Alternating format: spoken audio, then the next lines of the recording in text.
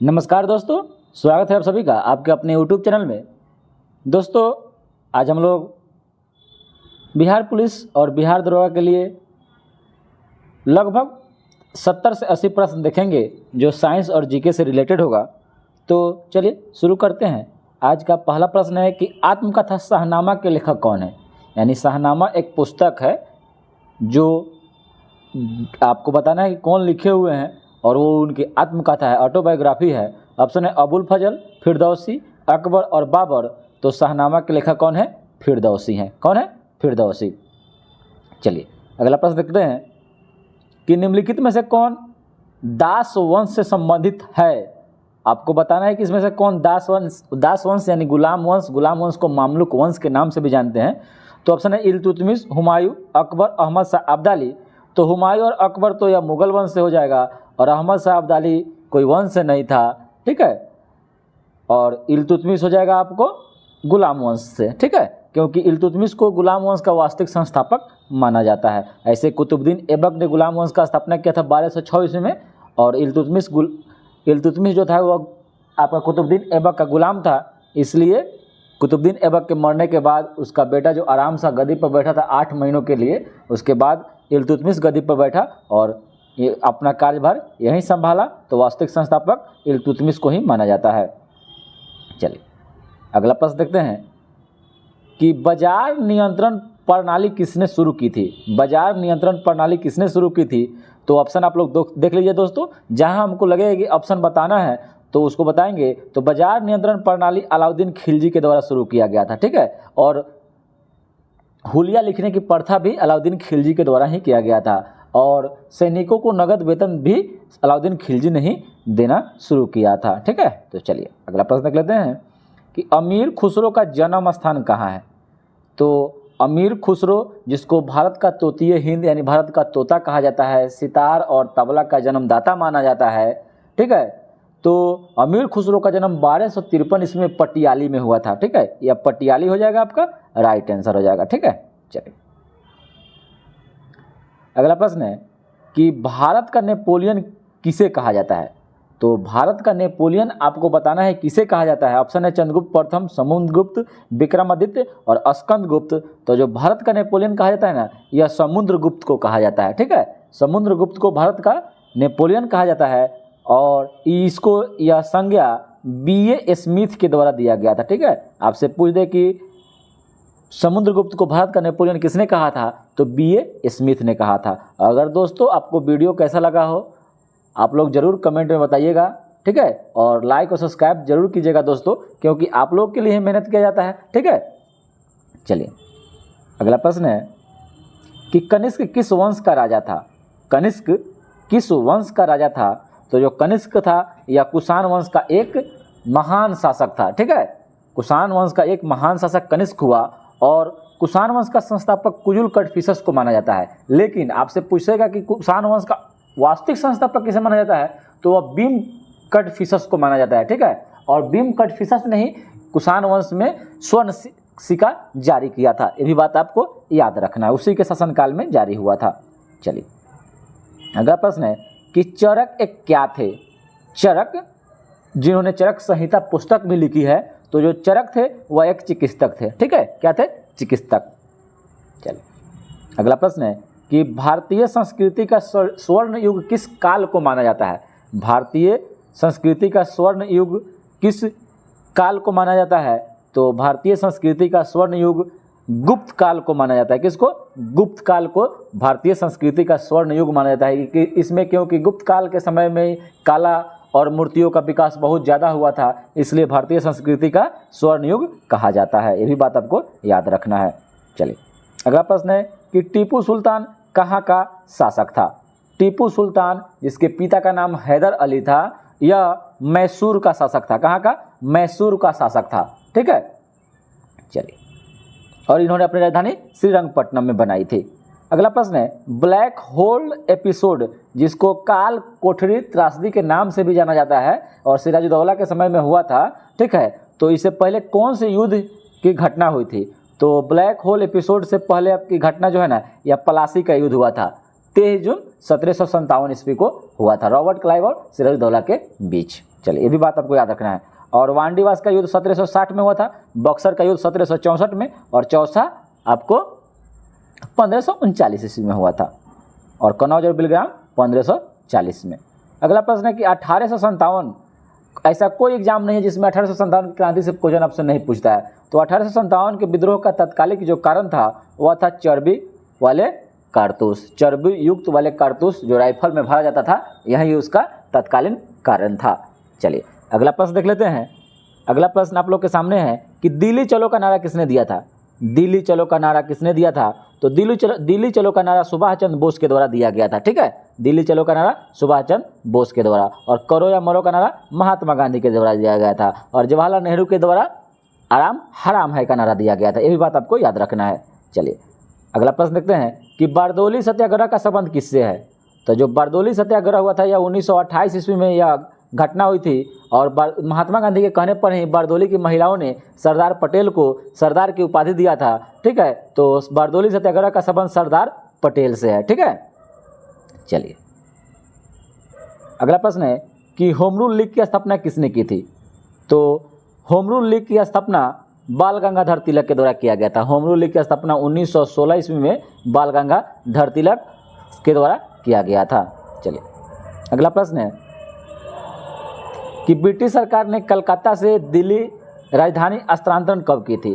तो दिल्ली दरबार का आयोजन जो 1911 ईस्वी में हुआ था, उसी में कलकत्ता से भारत की राजधानी दिल्ली स्थानांतरित की गई थी। तो यह की गई थी 1912 ईस्वी में। घोषणा 11 में किया गया और 12 में दिल्ली भारत की राजधानी बन गई, और 1905 में बंगाल विभाजन हुआ था। 1919 में जलियांवाला बाग हत्याकांड हुआ था, ये भी बात आपको याद रखना हुआ। 1911 में दिल्ली दरबार का आयोजन किया गया था। चलिए अगला प्रश्न है कि भारत में विश्व का सबसे ऊंचा मेसोनरी बांध कौन सा है? भारत में विश्व का सबसे उच्च मेसोनरी बांध कौन सा है? तो यह आपका नागार्जुन बांध है। कौन है? नागार्जुन बांध है। ठीक है, चलिए अगला प्रश्न देख लेते हैं कि गंगा का मैदान का उदाहरण है। जो गंगा का मैदान है यह किसका उदाहरण है? संरचनात्मक मैदान का, निक्षेपित मैदान का, हिमानी धौत मैदान का, या अपर्दित मैदान का? तो जो गंगा का जो मैदान है ना, यह संरचनात्मक मैदान का उदाहरण है। ठीक है, और गंगा के मैदान के जो किनारे, गंगा के किनारे जो मिट्टी पाई जाती है जिसको कछारी या जलोढ़ मिट्टी के नाम से जाना जाता है, जो भारत में इसका जो क्षेत्रफल है सबसे ज़्यादा है। चलिए अगला प्रश्न है कि खरीफ फसल, तो सबसे पहले खरीफ फसल पूछा है कि काटी जाती है, तो आपको जानना चाहिए खरीफ फसल किसको कहते हैं। तो खरीफ फसल जो होता है ना, यह खरीफ में आपको क्या आएगा? धान आता है। तो धान कब कटता है? धान कब कटता है? तो यह अक्टूबर और नवंबर में कट जाता है। ठीक है, चलिए अगला प्रश्न है कि मिट्टी और पत्थर के टुकड़ों का पहाड़ी की तल की ओर गमन करना क्या कहलाता है? तो मिट्टी और पत्थर के टुकड़ों का पहाड़ी की तल और दल का गमन करना, उसी को मृदा अपरदन कहते हैं। क्या कहते हैं? मृदा का जो बहाव होता है, मिट्टी का बहाव हो रहा है, कटा हो रहा है, उसी को मृदा अपरदन कहते हैं। इसको हम पेड़ पौधा और वनारोपण के द्वारा रोक सकते हैं। ठीक है, चलिए बहुत आसान क्वेश्चन है। अगला प्रश्न है कि कॉफ़ी किस क्षेत्र का पौधा है? तो कॉफ़ी जो है जिसमें कैफीन पाया जाता है, यह आपका उष्णकटिबंधीय झाड़ीदार पौधा है। कॉफ़ी क्या है? उष्णकटिबंधीय झाड़ीदार पौधा है। कॉफ़ी में क्या पाया जाता है? कैफीन पाया जाता है। चाय में क्या पाया जाता है? थिन पाया जाता है। अगला प्रश्न है कि अंडमान और निकोबार द्वीप समूह की सबसे ऊंची चोटी कौन सी है? तो अंडमान और निकोबार द्वीप की सबसे ऊंची चोटी का नाम है सैडल पीक, जिसको सैडल चोटी के नाम से जानते हैं। ये बात आपको याद रखना है। ठीक है, चलिए अगला प्रश्न है कि भारत में सबसे कम आबादी वाला राज्य कौन सा है? तो भारत में सबसे कम आबादी वाला जो राज्य है ना, यह सिक्किम है, और सबसे कम जन आपसे क्षेत्रफल पूछ देगा तो एक गोवा हो जाएगा। ठीक है, चलिए अगला प्रश्न है कि अंडमान और निकोबार द्वीप समूह एक दूसरे से पृथक यानी अलग होते हैं। तो अंडमान और निकोबार द्वीप समूह एक दूसरे से अलग होते हैं ना 10 डिग्री चैनल से। 10 डिग्री चैनल से अंडमान और निकोबार एक दूसरे से अलग होते हैं। ये बात आपको याद रखना है। चलिए अगला प्रश्न देख लेते हैं कि पाक स्टेट जल डमरू कहाँ से सबसे नज़दीक है? तो जो पाक स्टेट जल डमरू मध्य है, यह भारत और श्रीलंका के बीच में मध्य में स्थित है। यह पाक है तो पाक स्टेट से ही ना समझिएगा कि भारत और पाकिस्तान में होगा। पाक स्टेट भारत और श्रीलंका के बीच में स्थित है, और यह भारत के किस राज्य में सबसे नज़दीक है? तो यह तमिलनाडु में है। ठीक है, तमिलनाडु राज्य से सबसे नज़दीक है। चलिए अगला प्रश्न है कि निम्नलिखित में से किसमें अपरंपरागत ऊर्जा स्रोत का उपयोग किया जाता है। तो अपरंपरागत ऊर्जा स्रोत आप इसमें बताना है, मिट्टी का तेल, मोमबत्ती, टॉर्च और सौर लालटेन। तो अपरंपरागत ऊर्जा स्रोत हो जाएगा आपका सौर लालटेन, ठीक है, इसका राइट आंसर हो जाएगा। चलिए अगला प्रश्न है कि पृथ्वी के भूपृष्ठीय स्तर को किस नाम से जानते हैं। तो जो पृथ्वी के भूपृष्ठीय जो स्तर है उसको सियाल, SIAL, यानी सिलिकॉन और एल्युमिनियम जो होता है सियाल के नाम से पैदा, और सियाल में सिलिकॉन और एल्युमिनियम की भूमिका होती है। चलिए अगला प्रश्न है कि भारत में किस किस्म की कॉफ़ी का उत्पादन किया जाता है। तो जो भारत में जो कॉफ़ी का उत्पादन होता है वह आपका अरेबिका जिसको कहते हैं, यह कॉफ़ी की एक किस्म है, इसका उत्पादन सबसे ज़्यादा किया जाता है भारत में। चलिए अगला प्रश्न है कि बेलाडीला, बहुत अच्छा क्वेश्चन है, आपसे हमेशा ये क्वेश्चन पूछा जाता है कि जो बेलाडीला छत्तीसगढ़ में पड़ता है। आपसे ये भी पूछ सकता है कि बेलाडीला लौह अयस्कों के लिए प्रसिद्ध है, कहाँ है, किस राज्य में है। तो छत्तीसगढ़ में। तो बेलाडीला क्यों प्रसिद्ध है, तो यह लौह अयस्क के लिए प्रसिद्ध है। लौह अयस्क, हेमेटाइट, मैग्नेटाइट जो होता है ना, लौह अयस्क के लिए बेलाडीला का खान जो है प्रसिद्ध है।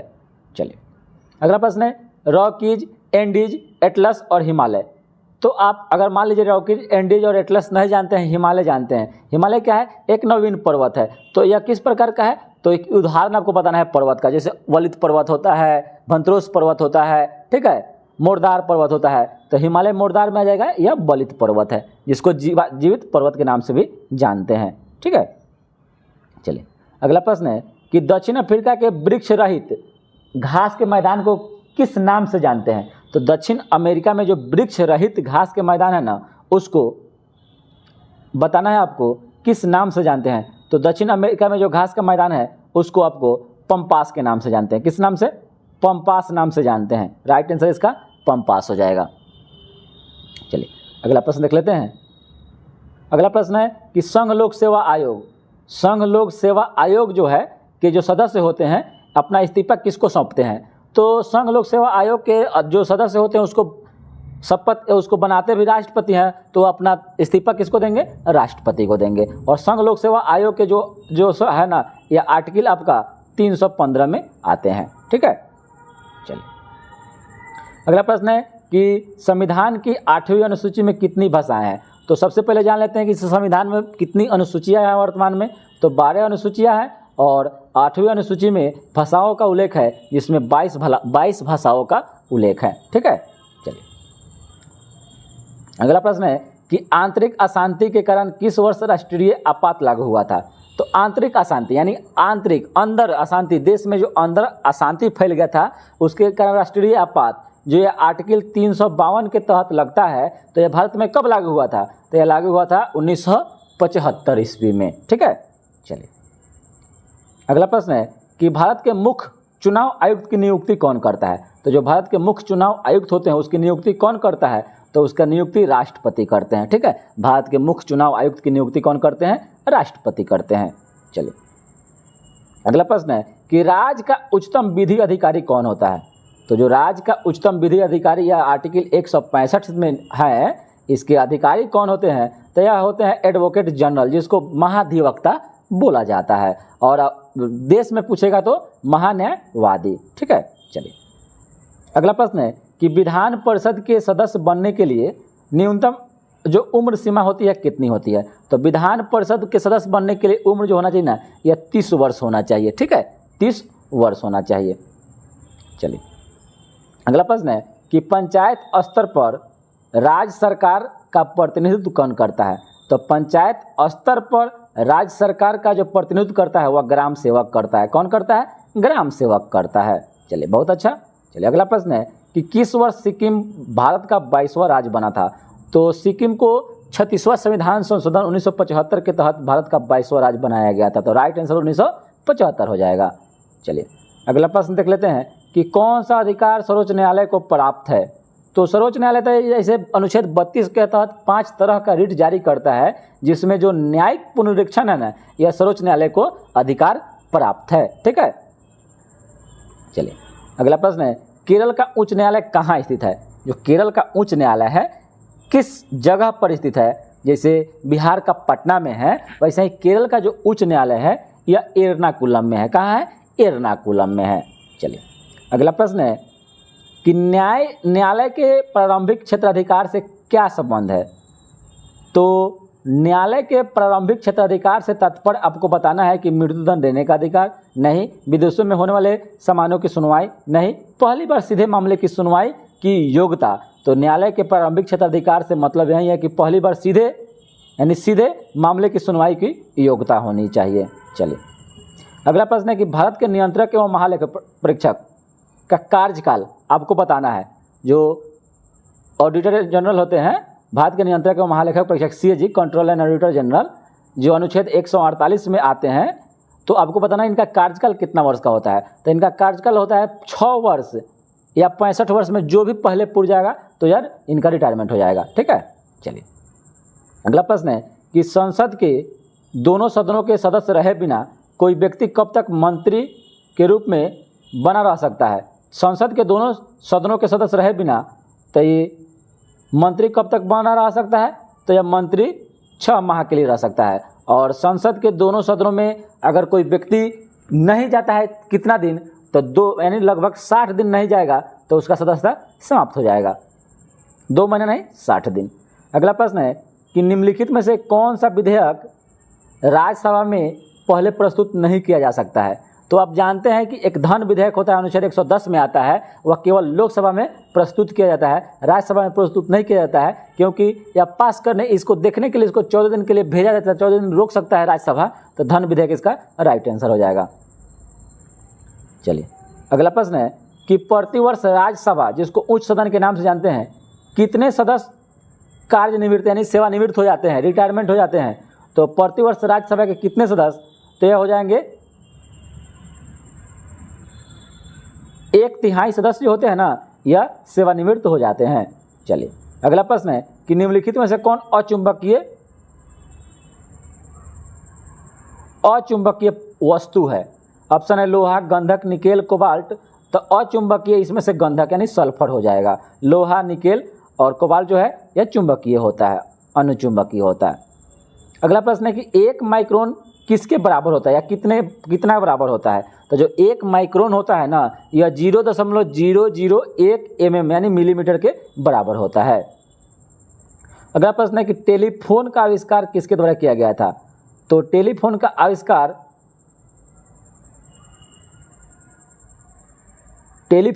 ग्राहम बेल के द्वारा किया गया था। ठीक है, चलिए अगला प्रश्न है कि कराटे खिलाड़ी द्वारा हाथ से प्रहार से ईंट की पट्टी को तोड़ना या किस गति नियम से संबंधित है। तो जो कराटे का खिलाड़ी होता है वह हाथ से ही ईंटों की पट्टी को तोड़ देता है, यह आपका न्यूटन के तृतीय नियम से संबंधित है। क्रिया के विपरीत प्रतिक्रिया होता है। अगला प्रश्न है कि गर्मी के मौसम में पंखा आराम एहसास दिलाता है, क्योंकि यह होता है कि पसीना तेजी से वाष्पित हो जाता है, इसी कारण पंखा जो होता है गर्मी के दिनों में आराम एहसास दिलाता है। अगला प्रश्न है कि सोनार मुख्यतः उपयोग किया जाता है। Sonar sound navigation and ranging जो होता है यह उपयोग किया जाता है समुद्री यात्रियों के द्वारा। अगला प्रश्न है कि रेडियोधर्मी तत्व जिसका भारत में विशाल भंडार पाया जाता है या पाया गया है कौन है। तो इसका राइट आंसर हो जाएगा थोरियम, यह रेडियोधर्मी तत्व होता है। चलिए अगला प्रश्न है कि सोलर सिस्टम की खोज किसने की थी। तो सोलर सिस्टम की खोज कोपरनिकस के द्वारा किया गया था। सोलर सिस्टम की खोज किसके द्वारा किया गया था, कोपरनिकस के द्वारा किया गया था। चलिए अगला प्रश्न है कि किसी चालक तार का प्रतिरोध तापमान बढ़ने से क्या होगा। तो किसी भी चालक तार का प्रतिरोध तापमान बढ़ने से बढ़ जाता है, क्या होता है, बढ़ जाता है। ठीक है, चलिए अगला प्रश्न है कि निम्नलिखित में से दर्शित परिपथ में धारा का मान। तो दर्शित परिपथ में धारा का जो मान होता है वह 1.5 एम्पियर के बराबर होता है। कितना, 1.5 एम्पियर के बराबर होता है। दर्शित परिपथ में 1.5 एम्पियर के बराबर होता है। अगला प्रश्न है कि वाशिंग सोडा का सामान्य नाम आपको बताना है। तो जो वाशिंग सोडा है सोडियम कार्बोनेट होता है। क्या होता है, सोडियम कार्बोनेट। और सोडियम बाइकार्बोनेट हो जाएगा, वहीं बेकिंग सोडा हो जाएगा। चलिए अगला प्रश्न है कि सोडियम क्लोराइड के अलावा समुद्री जल में वाणिज्यिक पैमाने पर कौन सा पदार्थ प्राप्त होता है। तो सोडियम क्लोराइड के अलावा समुद्री जल में वाणिज्यिक पैमाने पर आपको आयोडीन प्राप्त होता है। कौन होता है, आयोडीन प्राप्त होता है। चलिए अगला प्रश्न है कि समान अल्कोहल में अगर ऑक्सीकरण होगा तो क्या बनेगा? तो समान अल्कोहल में ऑक्सीकरण बनाने से एसिड क्या बनता है? एसिड अम्ल बनता है। चलिए अगला प्रश्न है कि वायु प्रदूषण का सबसे मुख्य घटक क्या है? तो वायु प्रदूषण का सबसे मुख्य घटक जो होता है ना, वह कार्बन डाइऑक्साइड CO2 होता है। ठीक है, चलिए, और कार्बन मोनोऑक्साइड भी होता है। अगला प्रश्न है कि कांच निम्नलिखित में से किसका मिश्रण है? कांच निम्नलिखित में से किसका मिश्रण है? तो जो कांच मिश्रण होता है वह बालू और सिलिकेट का होता है। किसका? बालू और सिलिकेट का मिश्रण होता है। कांच, बालू और सिलिकेट का मिश्रण होता है। चलिए अगला प्रश्न है कि किस खनिज अयस्क से लोहा प्राप्त होता है? तो जो आपको लोहा प्राप्त होता है वह हेमेटाइट से होता है, क्योंकि लोहा का अयस्क होता है। चलिए अगला प्रश्न है कि किसी घोल का pH मान 7 से कम है, तो 7 से कम होगा तो अम्लीय होगा, 7 से ऊपर होगा तो क्षारीय होगा। ठीक है, और 7 होगा तो उदासीन होगा। अगला प्रश्न है कि शुद्ध कार्बन का सबसे कठोर रूप कौन सा है? तो शुद्ध कार्बन का सबसे कठोर रूप आपका हीरा है। ठीक है, जो दुनिया का सबसे कठोर पदार्थ है। और सबसे कठोर धातु पूछे तो उस्मियम, सबसे कठोर तत्व पूछे तो प्लेटिनम होता है। ठीक है, चलिए जल का विशुद्ध रूप क्या है? तो जल का जो विशुद्ध रूप होता है वह वर्षा का जल होता है। कौन होता है? वर्षा का जल होता है। चलिए अगला प्रश्न है कि इनमें से कौन सा रासायनिक परिवर्तन है? तो सबसे पहले आप जानते हैं कि रासायनिक परिवर्तन में कोई भी जो वस्तु होगा वह फिर उसी रूप में नहीं आ सकता है। तो जल का बर्फ बनना या फिर जल में बदल सकता है, अल्कोहल का वाष्पीकरण करना ये भी हो सकता है, लोहे का जंग लगना। ठीक है, यह आपका क्या है? रासायनिक परिवर्तन है। अगला प्रश्न है कि निम्न में से कौन जल तथा कार्बन डाइऑक्साइड को कार्बोहाइड्रेट में बदल देता है? निम्नलिखित में से कौन जल तथा कार्बन डाइऑक्साइड को कार्बोहाइड्रेट में बदल देता है? तो यह आपका शैवाल। कौन बदल देता है? शैवाल बदल देता है। अगला प्रश्न है कि DDT डाइफेनाइल ट्राइक्लोरोइथेन जो होता है, इसका उपयोग किस रूप में करते हैं? तो इसका उपयोग जो करते हैं कीटनाशक के रूप में करते हैं। और इसका DDT का खोज किया था पॉल मुलर ने 1948 ईस्वी में। यही बात आपको याद रखना है।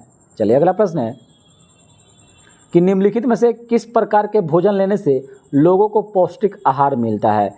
तो इसका जो राइट आंसर हो जाएगा सभी प्रकार के गुणों से संपन्न भोजन लेने से क्या होता है? पौष्टिक आहार मिलता है। अगला प्रश्न है कि टेस्ट ट्यूब बेबी का अर्थ क्या है? तो टेस्ट ट्यूब बेबी का जो अर्थ होता है वह ट्यूब में निषेचन। क्या होता है? ट्यूब में निषेचन होना या टेस्ट ट्यूब बेबी का अर्थ है।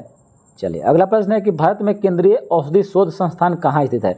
तो भारत में केंद्रीय औषधि शोध संस्थान जो है यह लखनऊ में है। ठीक है, और यहाँ पर 20 अनुसंधान संस्थान भी है। अगला प्रश्न है कि कोई व्यक्ति चावल, दाल एवं दही खाता है तो उसमें किसकी कमी हो जाती है? तो उसमें विटामिन ए की कमी हो जाएगी। ठीक है, चलिए अगला प्रश्न है कि आँख के मायोपिक, जिसको निकट दृष्टि दोष के नाम से जानते हैं, यानी अल्प दृष्टि दोष में, तो क्या होता है? तो जो किसी भी व्यक्ति को अगर निकट दृष्टि दोष होगा ना, तो जो उसका जो रेटिना के सम्मुख प्रकाश किरणें जो होता है ना, सब केंद्रित हो जाता है। और रेटिना के पीछे जब बनेगा तो यह हाइपरमाइटोपिक हो जाएगा, दूर दृष्टि दोष हो जाएगा। अगला प्रश्न है कि पौधा कौन कोशिका का पावर हाउस कहलाता है? पौधा कोशिका का पावर हाउस माइटोकॉन्ड्रिया को कहा जाता है। ऑल्टमैन के द्वारा इसका खोज किया गया था, बेंडा के द्वारा इसका नामकरण किया गया था। ठीक है, चलिए अगला प्रश्न है कि अधिक ऊंचाई पर मानव शरीर में जो WBC होता है उस पर क्या प्रभाव पड़ता है? तो जब अधिक ऊंचाई पर मानव शरीर में श्वेत रक्त होगा ना, तो यह आकार में बड़ी हो जाएगा। क्या होगा? आकार इसका बढ़ जाएगा। चलिए अगला प्रश्न है कि मनुष्यों में बंध्याकरण, ठीक है, मनुष्यों में बंध्याकरण शल्य क्रिया को, यानी मनुष्यों में जो पुरुषों में होता है ना, ऑपरेशन जो हो जाता है, ठीक है, बच्चा न पैदा करने की, तो उस क्रिया को क्या कहते हैं? तो पुरुषों में जो होता है उसको बेसेक्टोमी बोलते हैं। क्या बोलते हैं? बेसेक्टोमी। और स्त्रियों में ट्यूबेक्टोमी। तो दोस्तों आज के लिए इतना ही, फिर मिलते हैं दूसरे वीडियो को लेकर। तो आप लोग कमेंट में जरूर बताइएगा कि आपको यह वीडियो कैसा लगा। और दोस्तों थोड़ा ध्यान दीजिए, ये नहीं है कि हाँ ये आपका छोटा चैनल है तो इस पर वीडियो अच्छा नहीं आता होगा, क्वेश्चन अच्छा नहीं आता होगा। आप लोग एक बार देखिए तो कि आप लोग को यह वीडियो इस पर कैसा आपको क्वेश्चन कैसा मिलता है, कैसा जीडी कराया जाता है, कैसा आपको सेट प्रैक्टिस कराया जाता है, आप लोग देखिएगा तब ना। क्योंकि आप जानते हैं कि फेस वैल्यू नहीं है, इस चैनल का कोई फेस वैल्यू नहीं है। तो आप लोग को लगता होगा कि छोट चैनल है, ये क्या वीडियो आप लोग को देगा। तो आप लोग एक बार इसको देखिए और अच्छा लगे तभी, हम ये नहीं कहते हैं कि नहीं लाइक और सब्सक्राइब करते रहिए। अच्छा लगे, नया है तो देखिए, उसके बाद आप देख कर लाइक और सब्सक्राइब कीजिए और दोस्तों के साथ एक बार शेयर भी कर दीजिए दोस्तों। तो चलिए इसी के साथ जय हिंद दोस्तों।